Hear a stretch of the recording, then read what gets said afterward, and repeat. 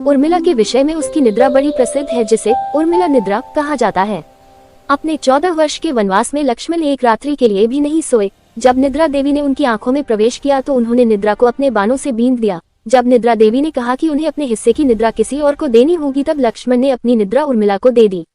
इसीलिए कहते हैं कि लक्ष्मण वन में 14 वर्षों तक जागते रहे और उर्मिला अयोध्या में 14 वर्षों तक सोती रही।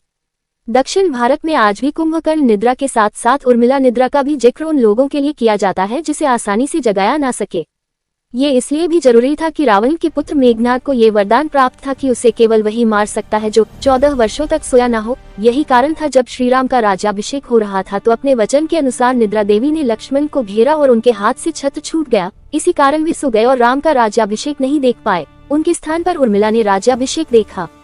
एक तरह से कहा जाए तो मेघनाद के वध में उर्मिला का भी उतना ही योगदान है जितना कि लक्ष्मण का। जब लक्ष्मण के हाथों मेघनाद की मृत्यु हो गई तो उसकी पत्नी सुलोचना वहां आती है और क्रोधपूर्वक लक्ष्मण से कहती है, हे महारथी, तुम इस भुलावे में मत रहना कि मेरे पति का वध तुमने किया है। ये तो 2 सतियों के अपने भाग्य का परिणाम है। यहाँ पर सुलोचना ने दूसरे सती के रूप में उर्मिला का ही संदर्भ दिया है। यहाँ एक प्रश्न और आता है कि अगर उर्मिला 14 वर्षों तक सोती रही तो उसने अपने पति के आदेशानुसार अपने कुटुंब का ध्यान कब रखा? इसका जवाब हमें रामायण में ही मिलता है कि उर्मिला को ये वरदान था कि वो एक साथ 3 जगह उपस्थित हो सकती थी और 3 अलग अलग कार्य कर सकती थी और उनका ही एक रूप 14 वर्षों तक सोता रहा। वाकई उर्मिला के विरह और त्याग को जितना समझा जाए उतना कम है। शायद इसीलिए सीता ने एक बार कहा था, 1000 सीता मिलकर भी उर्मिला के त्याग की बराबरी नहीं कर सकती। जय श्री राम।